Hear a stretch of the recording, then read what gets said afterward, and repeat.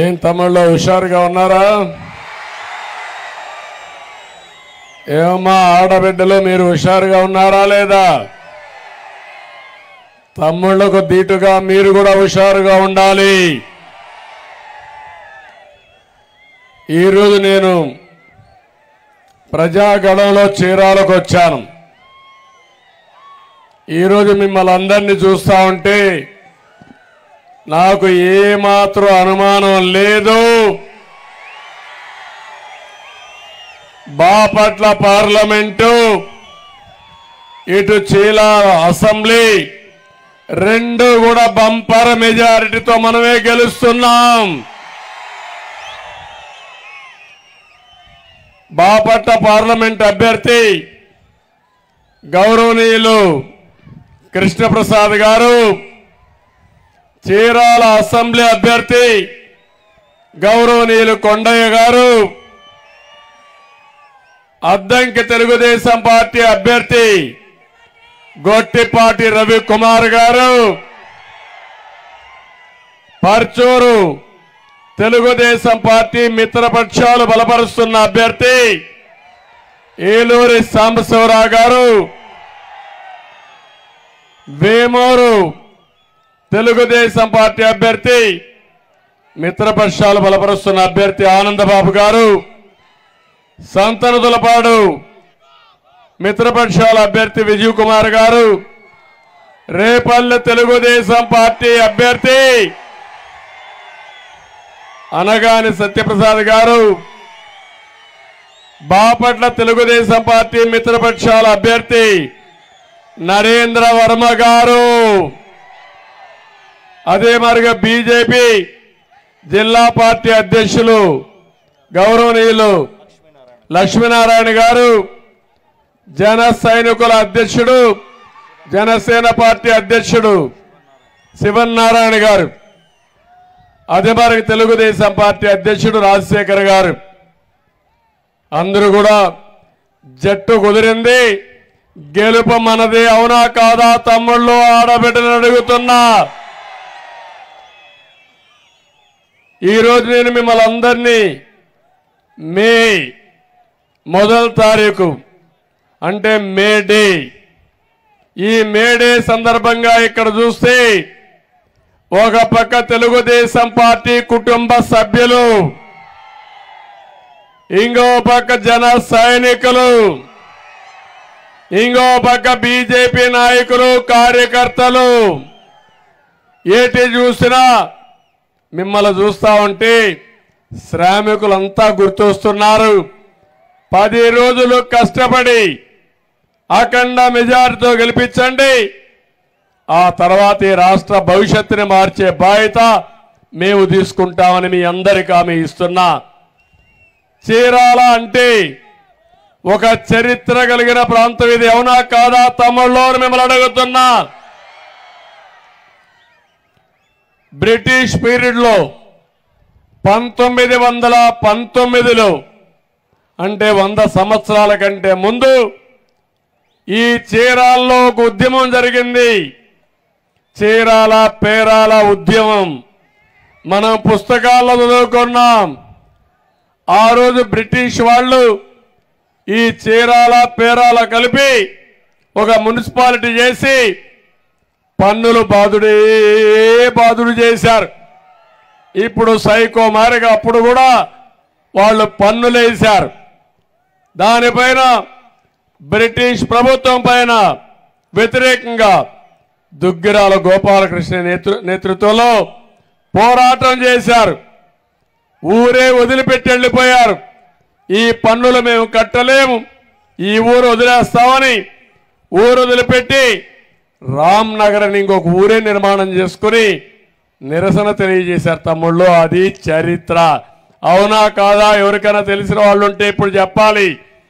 దానికి వారసులు ఈ చీరాల ప్రజానీకం మీరు. ఇప్పుడు నేను అడుగుతున్న అలాంటి ఉద్యమం చేసిన వారసులు ఈరోజు ఈ సైకో జగన్మోహన్ రెడ్డిని చూశారు. ఎన్నికల ముందు మిమ్మల్ని ఏం చేశాడని నేను అడుగుతున్నా. ఒక మాట, అందరి దగ్గరికి వచ్చాడు, ముద్దులు పెట్టాడు. పెట్టాడా లేదా? నెత్తి మీద చెయ్యి పెట్టాడు, బొగ్గలు నిమిరాడు.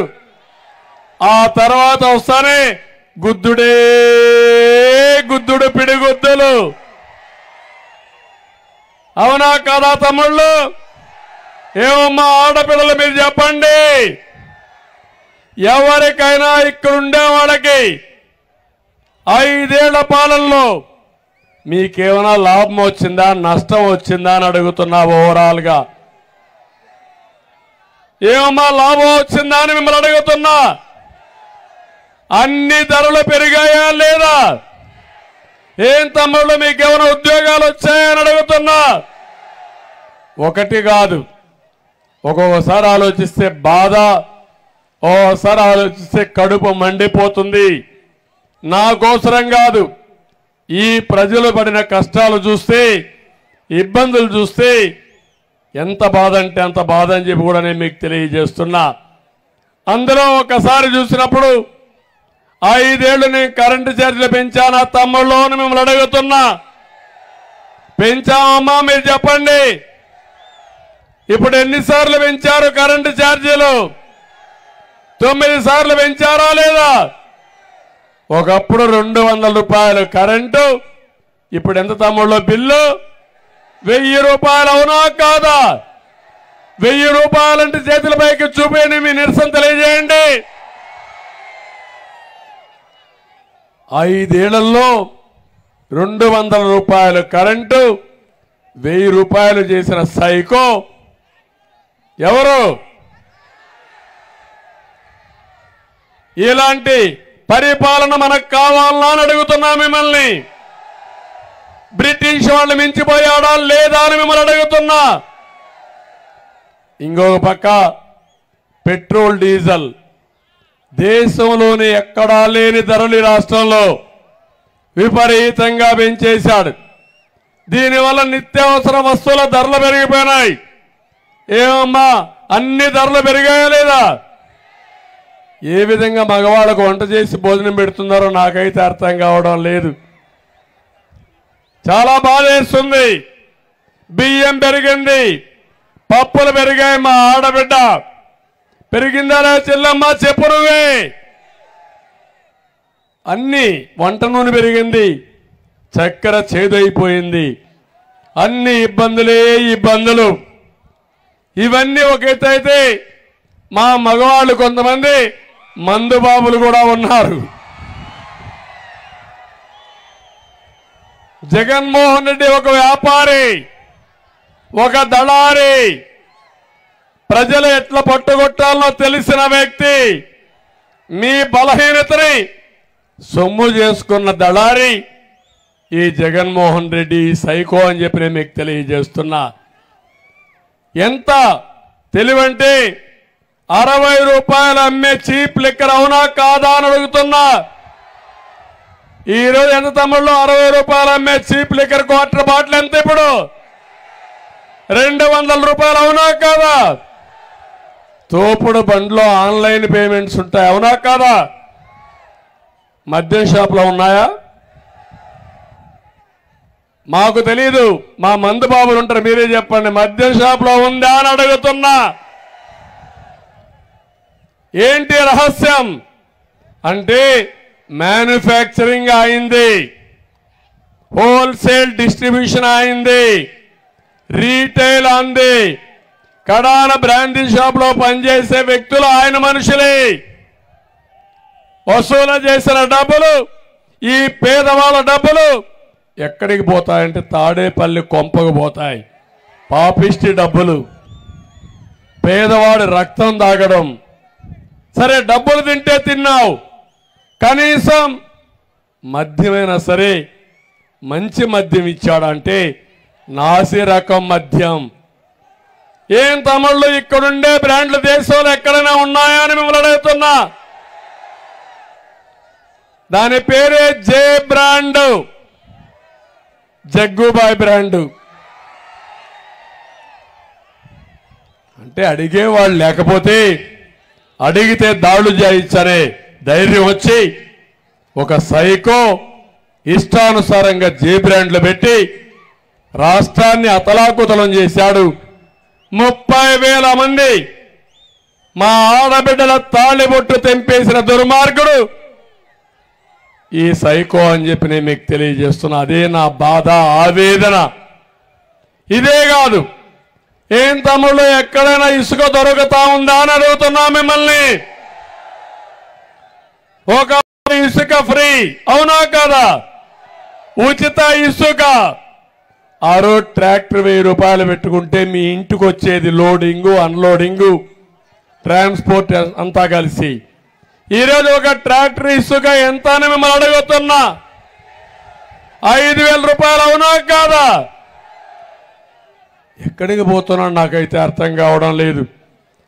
40 లక్షల మంది భవన నిర్మాణ కార్మికులు పని లేకుండా అయ్యో రామచంద్ర అని ఆత్మహత్యలు చేసుకున్నారు, రోడ్లు పాలైపోయారు.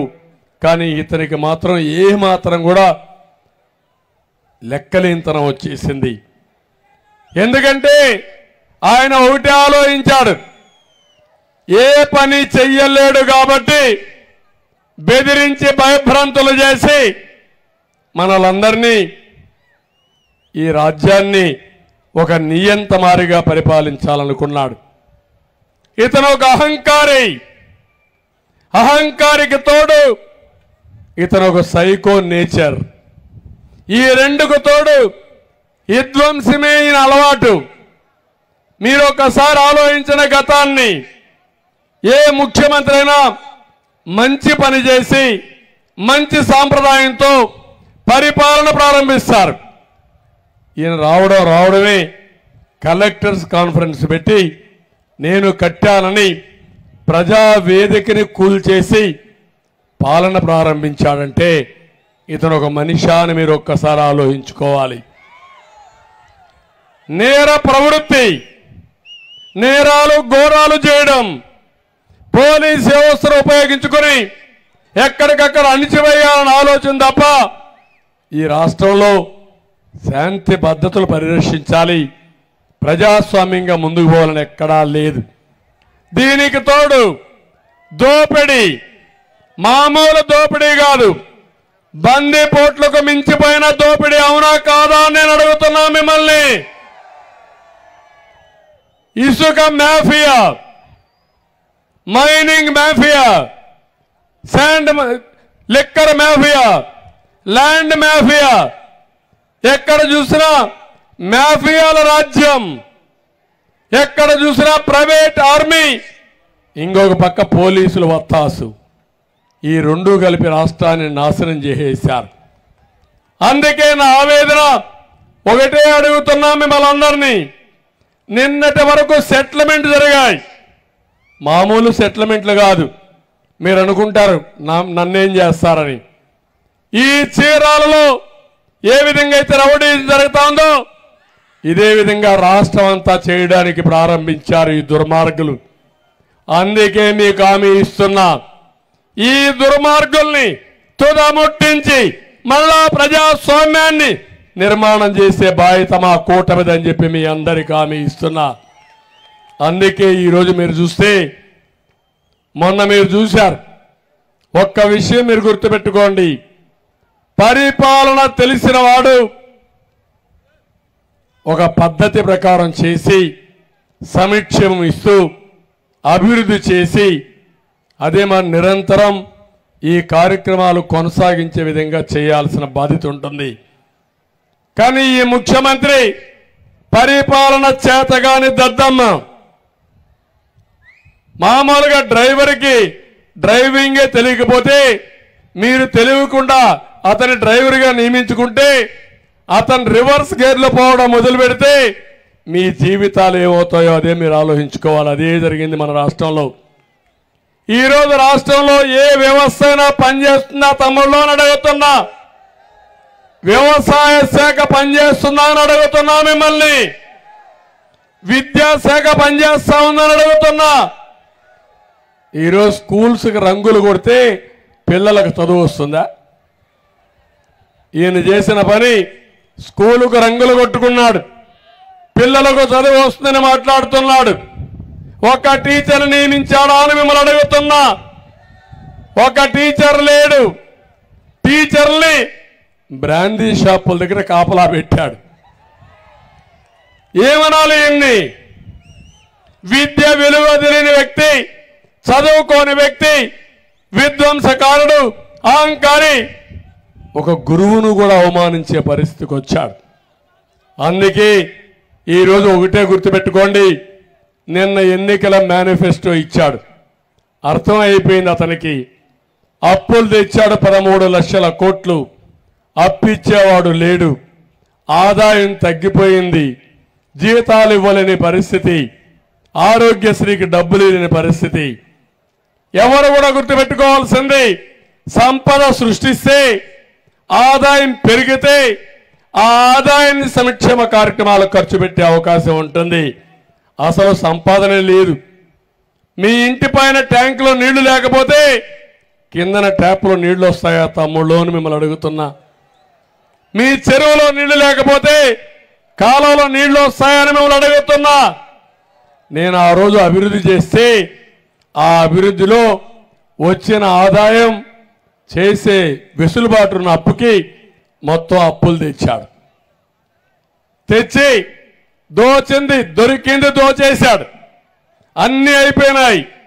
ఇప్పుడు ఇతర ప్రవర్తన ఎట్టుందంటే ఏమీ చెయ్యలేనని చేతులెత్తేశాడు. మామూలుగా ఏ ముఖ్యమంత్రి అయినా ఒక విషయం మీరు గుర్తుపెట్టుకోండి, ఇక్కడుండే ప్రజానీకానికి మీకు ఆశలు ఉన్నాయా లేదా అని అడుగుతున్నా, కోరికలు ఉంటాయా లేదా అని అడుగుతున్నా. ఇతనిచ్చే 10 రూపాయలు ఇచ్చి 100 రూపాయలు దోచేసుకుంటే మీ జీవితాల్లో మార్పు వస్తుందా అని మిమ్మల్ని అడుగుతున్నాను నేను. అలాంటి పరిస్థితి తీసుకొచ్చాడు. అందుకే నేను ఆలోచించి ఒకటే చెప్తున్నా, మొన్న ఆయన ఎన్నికల మేనిఫెస్టో చూశారు. నిన్న మా ఎన్నికల మేనిఫెస్టో, కూటమి మేనిఫెస్టో, ప్రజా మేనిఫెస్టో మీరు చూశారు. అదిరిపోయే మేనిఫెస్టో ఇచ్చామని చెప్పి నేను మీ అందరికీ తెలియజేస్తున్నా. ఒక్కసారి చదవండి మేమేం ప్రామిస్ ఇచ్చామని. ఒకసారి చరిత్ర నెమరు వేసుకోండి. అభివృద్ధి చేసిన పార్టీ తెలుగుదేశం పార్టీ. అభివృద్ధి సంక్షేమాన్ని ముందుకు తీసుకుపోయే సత్తా ఉండే కూటమి ఎన్డీఏ కూటమి అని చెప్పి నేను మీకు తెలియజేస్తున్నా. ఈరోజు నరేంద్ర మోడీ గారు భారతదేశానికి ఒక విజన్ ఇచ్చాడు. 2047కి భారతదేశం ప్రపంచంలో ఒక అగ్రదేశంగా ఉండాలని, భారతీయులు నెంబర్ 1గా ఉండాలని, దీనికి వికసిత్ భారత్ అనే కార్యక్రమంలో ఒక విజన్ తయారు చేశాడు. నేను ఆలోచించాను, ఎప్పుడో 99లో సమైక్య ఆంధ్రప్రదేశ్కి ఒక విజన్ ఇచ్చాను. విజన్ 2020 తయారు చేశాను. ఈరోజు రాష్ట్రం విడిపోయింది, కానీ ఆ రోజు నేను అనుకున్న పనులన్నీ హైదరాబాద్లో జరిగాయి. ఆ హైదరాబాద్ నగరం తెలంగాణకు పోయే పరిస్థితి వచ్చింది. కానీ ఒక్క విషయం మీరు గుర్తుపెట్టుకోవాలి, పాలకులనే వాళ్ళం ప్రజల కోసం బ్రతకాలి. మేము చేసే పనులు మాతోనే అంతం కావాలని కోరుకుంటే అది దుర్మార్గం అవుతుంది. ఎవరు ఏ పని చేసినా దాన్ని కొనసాగించి దాన్ని ఇంకా ముందుకు తీసుకుపోగలిగితే ప్రజలకు మంచి ఫలితాలు వస్తాయి. నేను ముఖ్యమంత్రిగా ఉండి హైటెక్ సిటీ కట్టాను, ఒక ఔటర్ రింగ్ రోడ్ వేశాను, ఇంటర్నేషనల్ ఎయిర్పోర్ట్ కట్టాను. అన్ని ప్రారంభిస్తే నా తర్వాత వచ్చిన రాజశేఖర్ రెడ్డి ఏది కూడా కూల్చేయలా. అదే ఇతను వస్తే అమరావతి దగ్గర ప్రజావేదిక కూల్చేసి అమరావతిని పూర్తిగా నిర్వీర్యం చేసి అమరావతిని చంపేసిన దుర్మార్గుడు ఈ సైకో జగన్మోహన్ రెడ్డి అని చెప్పి నేను మీకు తెలియజేస్తున్నా. మీకు అనిపించవచ్చు ఏంటి నష్టం అని. ఈరోజు అమరావతి కానీ పూర్తి అయితే చీరాల నుంచి 1:30 గంటలో మీరు నేరుగా అమరావతికి పోయి పని చూసుకొని మళ్ళా సాయంత్రం ఇక్కడికి వచ్చేవాళ్ళు. మన పిల్లలకు చదువు కోసం, ఉద్యోగాల కోసం, పనుల కోసం నేరుగా పోయే అవకాశం ఉండేది. ఒక సంపద సృష్టించే కేంద్రంగా ఉండేది. సంక్షేమ కార్యక్రమాలు ఇవ్వడానికి ఆదాయాన్ని పెంచే ఒక సెంటర్గా ఉండేది. ఇది కాకుండా చిన్న చిన్న పనులకు ఈరోజు చీరాలలో పని లేకపోతే, బాపట్లలో పని లేకపోతే హైదరాబాద్కో, బెంగళూరుకో, చెన్నైకు పోయే కర్మ ఇప్పటికే మనకు పట్టింది. ఎవరన్నా అడిగితే ఏది మీ రాజధాని అంటే రాజధాని పేరు చెప్పలేనటువంటి దౌర్భాగ్యం తెలుగు జాతికి ఉందంటే బాధ కదా తమ్ముళ్ళు. ఒక్కసారి మీరు ఆలోచించమని మిమ్మల్ని కోరుతున్నా. ఇలాంటి ఒకటి కాదు, ఈరోజు మీకు నీళ్లు వచ్చాయి.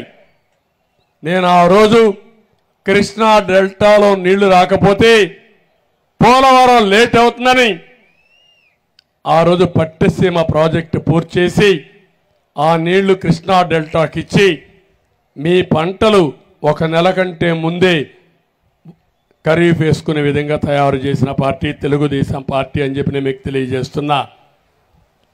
ఎప్పుడు కూడా దాన్ని కూడా పట్టిసీమ ప్రాజెక్టు ఉన్ననా ఆ నీళ్లు లేకుండా అది నేను ప్రారంభించానని, ఆ ప్రాజెక్ట్ నేను నిర్మాణం చేశానని ద్వేషంతో నీళ్లు ఉపయోగించుకొని దుర్మార్గుడు ఈ ముఖ్యమంత్రి అని చెప్పి నేను మీకు తెలియజేస్తున్నా.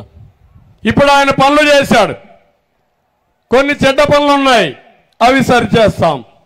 1-2 మంచి పనులు ప్రజలకు ఉపయోగపడితే రేపు రాబోయే రోజుల్లో నేను అవి కూడా కొనసాగిస్తాను తప్ప ఒక సైకో చేశాడని అవన్నీ కూడా నేను విధ్వంసం చేయనని మీకు అందరికీ హామీ ఇస్తున్నా. అది నా పరిస్థితి. ఏ పని చేసినా బాధ్యత ఉండాలి, ఏ పని చేసినా ప్రజలకు ప్రయోజనం ఉండాలి. అదే పరిపాలన. అలాంటి పరిపాలనతో ముందుకు పోవాల్సిన అవసరం ఉంది. తమ్ముళ్ళు, ఆడబిడ్డలు, మిమ్మల్ని అందరినీ ఒకటే అడుగుతున్నా. ఈరోజు మే 1వ తారీఖున, మే 13వ తారీఖు జ్ఞాపకం ఉందా మీ అందరికీ అడుగుతున్నాను. ఉందంటే చేలు పైకెత్తండి. నాకంటే హుషారుగా ఉన్నారు. ఎప్పుడెప్పుడు 13 వస్తుందా, ఎప్పుడెప్పుడు ఓటింగ్కి వెళదామా, వెళ్ళి కూటమి అభ్యర్థులు, ఎన్డీఏ అభ్యర్థులు ఎక్కడున్నా ఆ గుర్తుకు ఓటేసి, ఇక్కడైతే ఈ పార్లమెంట్లో అయితే పార్లమెంట్ అభ్యర్థి తెలుగుదేశం పార్టీ సైకిల్ గుర్తు, అసెంబ్లీ అభ్యర్థులు 7 మంది కూడా సైకిల్ గుర్తే. 7 మందిని గెలిపించండి. పోయినసారి కూడా 4 ఎమ్మెల్యేలు గెలిపించిన ఘనత మీది. కానీ ఈసారి నాకు అనుమానమే లేదు, 7కు 7 మనం గెలుస్తున్నాం. స్వేచ్ఛగా ఓటేయండి, ఆలోచించి ఓటేయండి, మీ భవిష్యత్తుకు ఓటేయండి, మీ పిల్లల భవిష్యత్తుకు ఓటేయమని మిమ్మల్ని కోరుకుంటున్నా. నేను ఇచ్చినటువంటి చూస్తే నిన్న మేము ఒక మేనిఫెస్టో తెచ్చాం. ఎన్నో సంవత్సరాలుగా అగ్రవర్ణాల్లో ఉండే పేదవాళ్ళలో ఒక ఆలోచన ఉంది. ఆ ఆలోచన, మాకు రిజర్వేషన్ లేవు కాలేజ్ సీట్లలో, ఉద్యోగాలని బాధ ఉంటే ఫస్ట్ టైం చరిత్రలో 10% ఉద్యోగాలు ఆర్థికంగా వెనుకబడిన అగ్రవర్ణాల పిల్లలకు రిజర్వ్ చేశామని చెప్పి నేను మీకు తెలియజేస్తున్నా. అది కాపుల్లో ఎక్కువ పేదవాళ్ళు ఉంటే వాళ్ళకి ఎక్కువ శాతం వస్తాయి, ఇంకొక కులంలో ఉంటే ఆ కులానికి వస్తాయి. అందరి కోసం 10% రిజర్వేషన్లు పెట్టామని చెప్పి కూడా నేను మీకు తెలియజేస్తున్నా. ఇది కాకుండా ఈరోజు మీరు ఒకసారి చూస్తే మా ఆడబిడ్డల కోసం నేను ఒక మంచి కార్యక్రమాన్ని తీసుకొచ్చాను. ఎప్పుడు కూడా తెలుగుదేశం పార్టీ మా ఆడబిడ్డలకు పుట్టిల్లు, మీకు ఆస్తిలో సమాన హక్కు ఇచ్చిన నాయకుడు నందమూరి తారక రామారావు గారు. ఆ విషయం మీరు గుర్తుపెట్టుకోవాలి. విద్యకు ప్రాధాన్యత ఇచ్చిన నాయకుడు ఎన్టీఆర్. ఆ తర్వాత మీరు చూస్తే డాక్రా సంఘాలు పెట్టింది కూడా తెలుగుదేశం, నేను ముఖ్యమంత్రిగా ఉన్నప్పుడే. ఇది కాకుండా దీపం ఇచ్చి వంట గ్యాస్ సిలిండర్లు మీ అందరికీ ఇచ్చాం. అదే మాదిరిగా ఆ రోజు మరుగుదొడ్డి కట్టించి ఆడబిడ్డల ఆత్మ గౌరవాన్ని కాపాడాం. ఇంకో పక్క పసుపు కుంకుమ కింద 10,000 కోట్లు ఇచ్చాం, రివాల్వింగ్ ఫండ్ ఇచ్చాం, డాక్రా సంఘాల రుణాలు కొంతవరకు మాఫీ చేశాం. ఇలాంటి కార్యక్రమాలు అనేక కార్యక్రమాలు చేసి ముందుకు పోయాం. ఈరోజు మళ్ళీ మహాశక్తి కింద మా ఆడబిడ్డలందరికీ 4 కార్యక్రమాలు ఇచ్చాం. దాంట్లో మొదటి కార్యక్రమం ప్రతి ఆడబిడ్డ 19 సంవత్సరాలు పైబడి 59 సంవత్సరాల వరకు మళ్ళా పింఛను వచ్చే వరకు 1500 రూపాయలు నెలకు మీ అకౌంట్లో వేసే బాధ్యత మాదని మా ఆడబిడ్డలందరికీ ఆమె ఇస్తున్నా. సంవత్సరానికి 18,000, 5 ఏళ్లలో 90,000 రూపాయలు మా ఆడబిడ్డల అకౌంట్లో వేస్తాం. ఇంకో పక్క తల్లికి వందనం కింద ప్రతి ఎంతమంది పిల్లలుంటే అంతమందికి 15,000 ఇస్తాం. 3 ఉంటే 45,000 ఇస్తాం. 4 ఉంటే 60,000 ఇస్తాం. పిల్లలందరినీ చదివించే బాధ్యత తల్లిది. అలాంటి తల్లి ఒక్కొక్కసారి 15,000 ఒకరికే ఇస్తే ఇంకొకరిని చదివించలేక ఇబ్బంది పడతా ఉంది. అందుకే నేను ఆలోచించా, వివక్షత లేకుండా కటింగులు లేకుండా అందరికి ఇచ్చే బాధ్యత తీసుకుంటామని చెప్పి నేను మీకు తెలియజేస్తున్నాను. 3వ దీపం కింద ధరలు తగ్గేదా వరకు అవసరమైతే శాశ్వతంగా 3 గ్యాస్ సిలిండర్లు ఉచితంగా ఇచ్చే బాధ్యత మాదని ఆడబిడ్డలందరికీ హామీ ఇస్తున్నా. ఇది కాకుండా 4వ కార్యక్రమం ఆర్టీసీ బస్సుల్లో ఉచిత ప్రయాణ సౌకర్యం. రేపు రాబోయేలో పక్కనెక్కడన్నా ఉద్యోగాలు వస్తే ఆ ఉద్యోగాలు చేసుకోవడానికి ఎక్కడికి పోవాలన్నా ఫ్రీగా ప్రయాణం చేయడానికి ఉచిత బస్ సౌకర్యం ఏర్పాటు చేస్తామని చెప్పి నేను మీకు తెలియజేస్తున్నాను.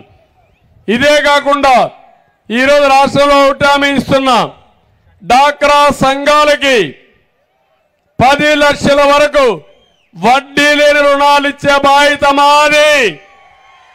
0 ఇంట్రెస్ట్ రేట్. దీనివల్ల 10 లక్షలు మీరు అప్పు చేయొచ్చు. మేమిచ్చే డబ్బులు అదనంగా పెట్టచ్చు. మార్జినల్ మనీగా దీని వ్యాపారాలు చేయొచ్చు. దానికోసం నేను ఆలోచించాను.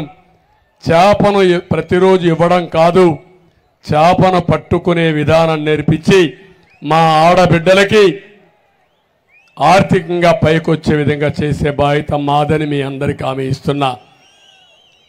ఈరోజు గవర్నమెంట్ ఆఫ్ ఇండియా కూడా ఒక కార్యక్రమం తీసుకున్నారు, ఆడబిడ్డల్ని లక్షాధికారులు చేయాలని. నేను మీ అందరికీ హామీ ఇస్తున్నా, మా ఆడబిడ్డల్ని శక్తివంతమైన ఆడబిడ్డలుగా, ఎక్కువ ఆదాయాన్ని సంపాదించే ఆడబిడ్డలుగా, గౌరవంగా బ్రతికే విధంగా తయారు చేసే బాధ్యత మాదని మీ అందరికీ హామీ ఇస్తున్నా. ఇవే కాకుండా మా తమ్ముళ్ళకి హామీ ఇస్తున్నా, తమ్ముళ్ళు మీకేమైనా ఉద్యోగాలు వచ్చాయా అని మిమ్మల్ని అడుగుతున్నా. మళ్ళీ జాబు రావాలంటే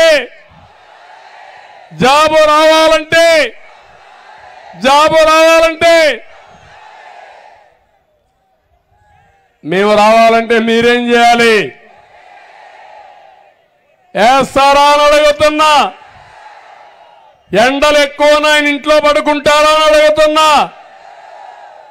అందరికీ కసి ఉంది, అందరికీ కోపం ఉంది. ఈ సైకోని ఇంటికి పంపించాలని మీ అందరిలో నిర్ణయం ఉంది, అవునా కాదా? అయితే ఎండుందని యామారితే కొంపలే కూలిపోతాయి. నేను ఒకటే చెప్తున్నా, ఈ ముఖ్యమంత్రిని చూస్తే మీరు ఒక్కసారి ఆలోచించండి. మొన్నటి వరకు బలవంతంగా ఆస్తులు రాసుకున్నారు, సెటిల్మెంట్ చేశారు. ఇప్పుడు కొత్త చట్టమే తీసుకొచ్చాడు. ఆ చట్టం పేరు జగన్ ల్యాండ్ గ్రాబింగ్ యాక్ట్. మీరు గాని ఓటేశారో మీ ఆస్తికి గోయిందా. ఇంతమంది బెదిరించి రాయించుకోవాలి. ఇప్పుడు బెదిరించే పని కూడా లేదు, రికార్డు మార్చేస్తాడు. ఆయన దగ్గర ఉంటుంది రికార్డు కంప్యూటర్లో. మీకెక్కడ కూడా రికార్డులే ఉండవు. మీకు ఈరోజు పట్టాదారు పాస పుస్తకం ఉందా లేదా అని అడుగుతున్నా. ఉందా? ఈరోజు మీ భూమి ఎవరిచ్చారని నేను అడుగుతున్నా. మీకు అది మీ తాత ఇచ్చాడా, మీ ముత్తాత ఇచ్చాడా, మీ నాన్న ఇచ్చాడా ఒకసారి ఆలోచించుకోండి. కానీ మీ భూమి పైన సైకో ఫోటో. వాళ్ళ నాన్న ఇచ్చాడా భూమి, వాళ్ళ తాత ఇచ్చాడా భూమి? మీ భూమి పైన ఈయన పెత్తనం ఏంటని అడుగుతున్నా నేను మిమ్మల్ని అందరినీ. రేపటి నుంచి మీ భూమి మీది కాదు, మనం అందరం బానిసలం. ఆయన ఏం చెప్తే, ఆయన ఎవడికి రాసిస్తే వాడికే భూమి అయిపోతుంది. మనం ఆయన దగ్గర బానిసల వారిగా బతికే పరిస్థితి వస్తుంది. ఇప్పటికీ అలాంటివి జరుగుతున్నాయి. ఈరోజు నేను అడుగుతున్నా, సవాలు విసురుతున్నా. ఏదైతే చట్టం మేము రూపొందించాం అమలు చేయాలి అంటున్నారు. ఎందుకు రూపొందించారో సమాధానం చెప్పమని అడుగుతున్నా. మేము ఈ చట్టాన్ని రద్దు చేయమన్నాం, రద్దు చేస్తారా లేదా అని అడుగుతున్నా. మీరు రద్దు చేయకపోతే నేను వస్తానే మొదటి సంతకం డిఎస్సి పైన పెడతా, రెండో సంతకం జగన్ ల్యాండ్ గ్రాబింగ్ చట్టాన్ని రద్దు చేస్తారని మీ అందరికీ హామీ ఇస్తున్నా. నీకేదైనా భయం ఉంటే, ప్రజలపైన విశ్వాసం ఉంటే నీ ల్యాండ్ గ్రాబింగ్ చట్టాన్ని రద్దు చేయి. ఇప్పుడు చేయడానికి కూడా వీలు లేదు. ఎందుకంటే ఎన్నికలు అనౌన్స్ చేసిన తర్వాత అతను ఏమీ చేయడానికి అవకాశం లేదు. కానీ క్షమాపణ చెప్పాల్సిందిగా మీ అందరి తరపున డిమాండ్ చేస్తున్నా. ఇది అన్యాయం అవునా కాదా? మీ ఆస్తి కొట్టేయాలనుకోవడం, మీ ఆస్తి మీది కాకుండా చూడాలనుకోవడం, రికార్డులు తారుమారు చేయడం, ఇది నేరం అవునా కాదా అని మిమ్మల్ని అడుగుతున్నా. ఎన్నో సంవత్సరాలుగా ఒక్క సెంటు కోసం మన ఊర్లో మనం గొడవలు పడతాం. అలాంటి ఎకరాలు ఎకరాలు రాసుకుంటామంటే, రికార్డులు తారుమారు చేస్తామంటే ఇది న్యాయమా అని ఒక్కసారి మిమ్మల్ని అడుగుతున్నా. ఇప్పటికే ఆత్మహత్యలు ప్రారంభమైనాయి. మొన్నే ఒంటిమిట్టలో రికార్డులు తారుమారు చేసి కొట్టేస్తే ఏం చేయాలో తెలియకుండా ఒక చేనేత కార్మికుడు దిక్కుదోచని పరిస్థితిలో ఆ ఒంటిమిట్లో రైలు కింద పడి చనిపోతే భార్య కుమార్తె విషం దాగి చనిపోయారు. అంటే ఎన్ని హత్యలు జరగాలి, ఎంతమంది చనిపోవాలి? మీ యొక్క అత్యంత దురాశకి మొత్తం బలైపోయే పరిస్థితికి వచ్చారు. ఇంకో పక్క నేను అందరికీ హామీ ఇస్తున్నా, పిల్లలందరికీ మీకు ఉద్యోగాలు ఇచ్చే బాధ్యత మాది. 20 లక్షల ఉద్యోగాలు, సంవత్సరానికి 4 లక్షల ఉద్యోగాలు. ఫిష్ మార్ట్ లో ఉద్యోగం కాదు, మంచి ఉద్యోగం. గవర్నమెంట్ లో ఉద్యోగాలు, కంపెనీల్లో ఉద్యోగాలు, వర్క్ ఫ్రమ్ హోమ్.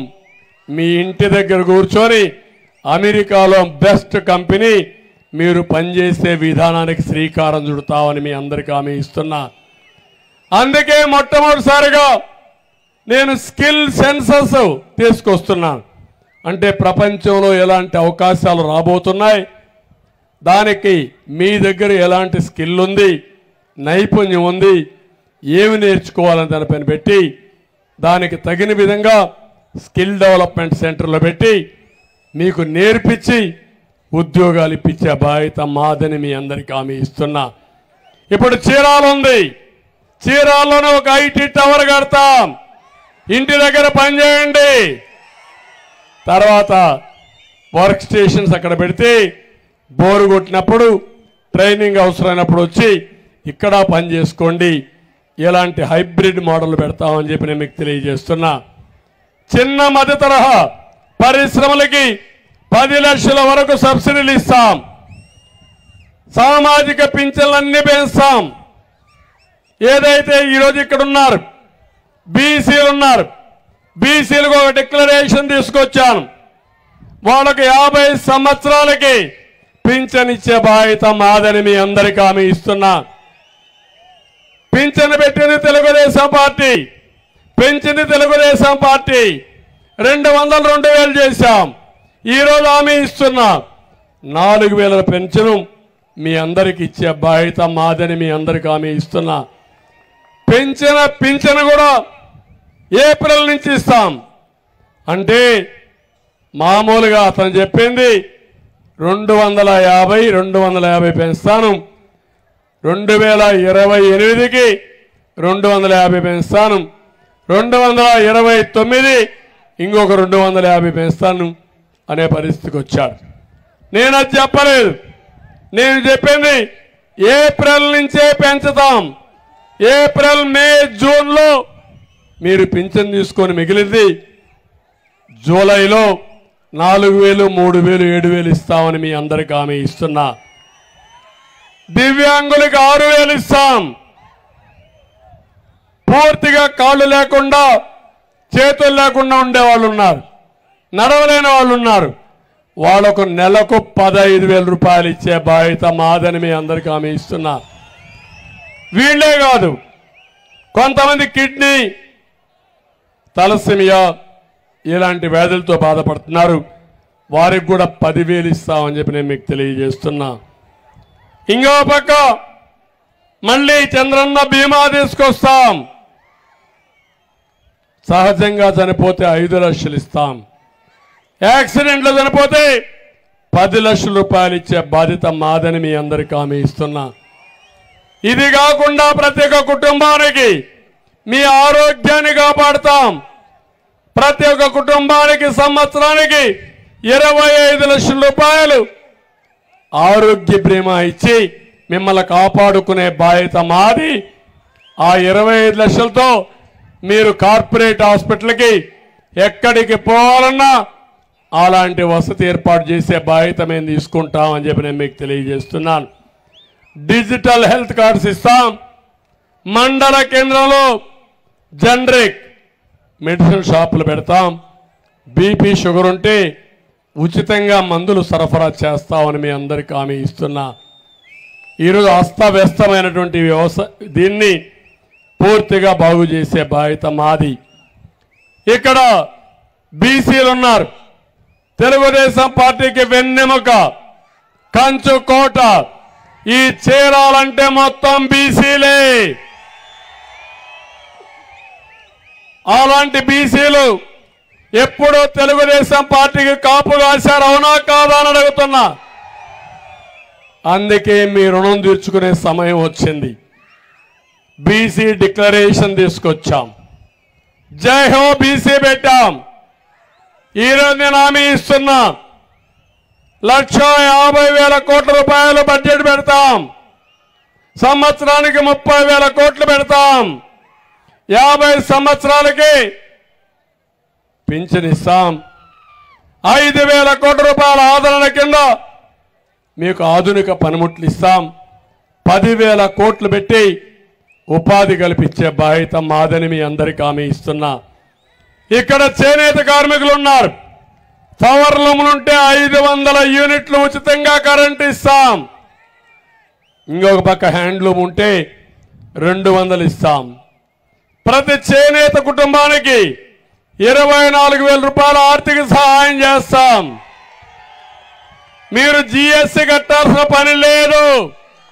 మీరు జీఎస్టీ కడితే చేనేత కార్మికులకి తిరిగి ఇప్పించే బాధ్యత మాది.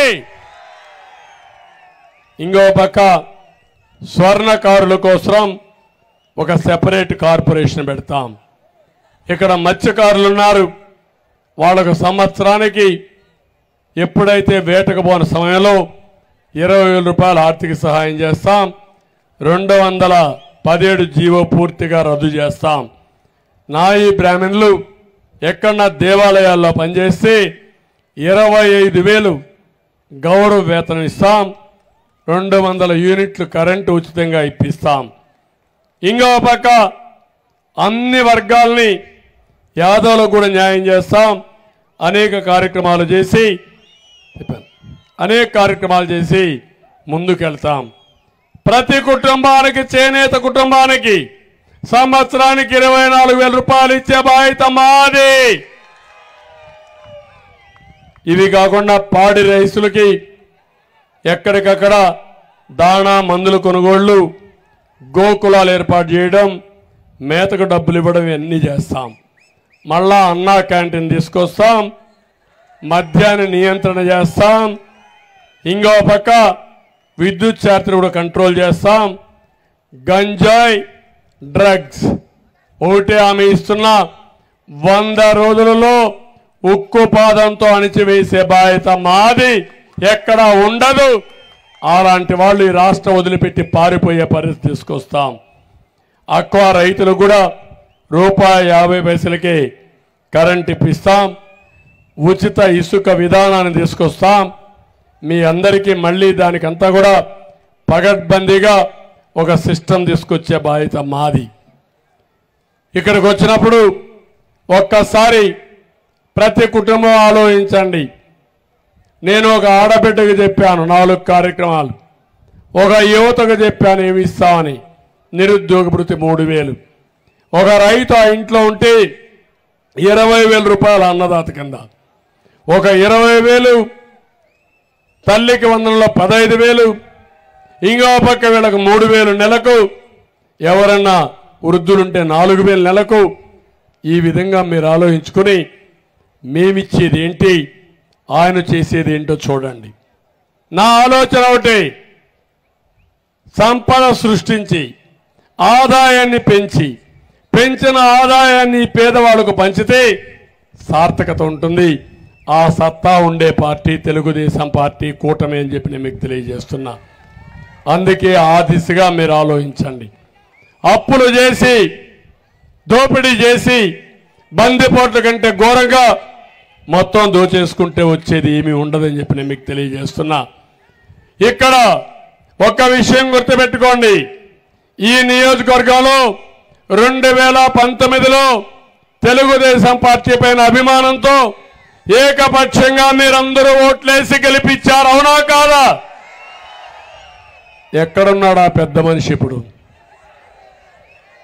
ఎక్కడున్నాడా పెద్ద మనిషిని అడుగుతున్నా. అంటే పనుల కోసం కక్కుర్తి పడేవాళ్ళ రాజకీయాలకు అవసరమా తమ్ముళ్ళు అని అడుగుతున్నా. వీళ్ళ నాయకురాని మిమ్మల్ని అడుగుతున్నా. ఇక్కడ ఉన్నారు గొట్టెపాటి రవికుమార్, అనగాని సత్యప్రసాద్, పర్చూరి సాంబశివరావు. ఏం వాళ్ళకి ఇబ్బందులు లేవా? వాళ్ళు అడ్డదారులు దొక్కలేదే, పారిపోలేదే. అంటే నువ్వు రాజీనామా చేసిపోయి ఉండాల.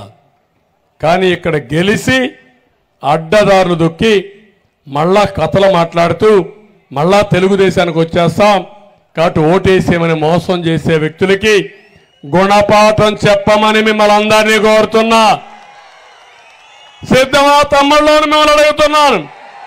ఏమమ్మా ఆడబిడ్డలని మిమ్మల్ని అడుగుతున్నా.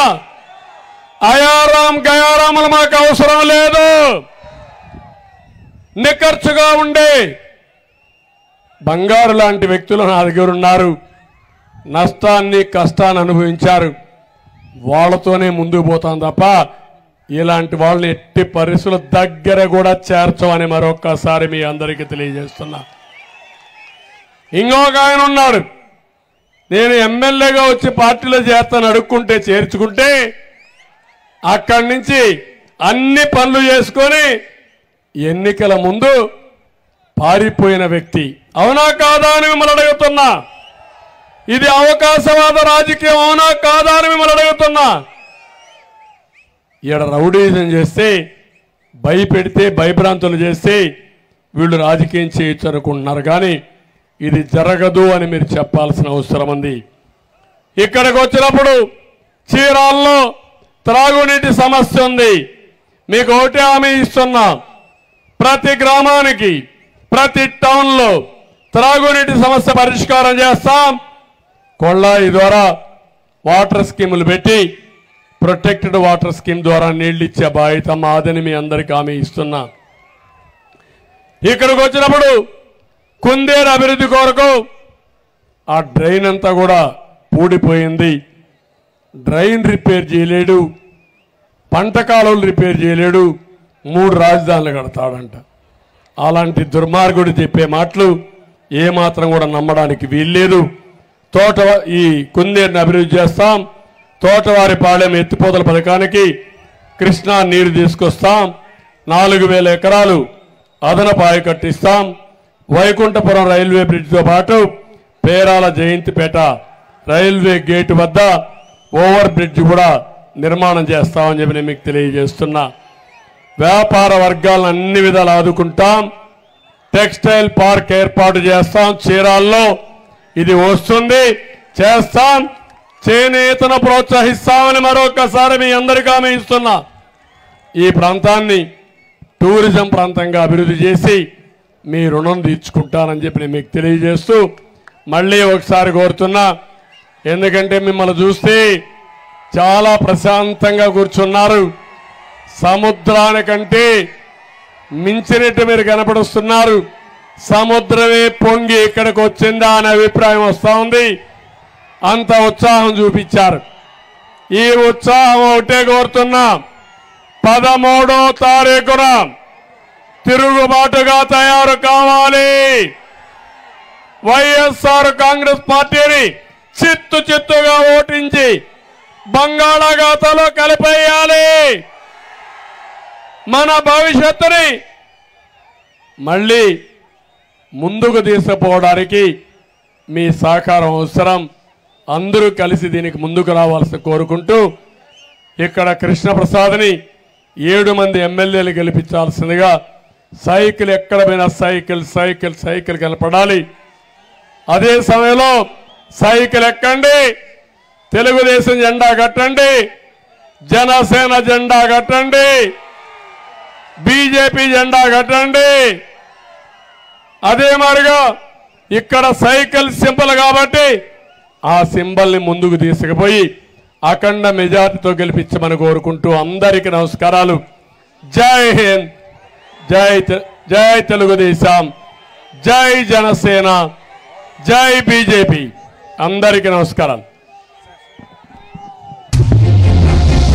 సర్వజనుల సంక్షేమం కోసం బాబును మళ్ళీ రప్పిద్దాం, సర్వతోముఖ వికాసం కోసం బాబును మళ్ళీ రప్పిద్దాం, స్వర్ణాంధ్ర సాకారం కోసం బాబును మళ్ళీ రప్పిద్దాం, ఆంధ్రుల ఆత్మ గౌరవం కోసం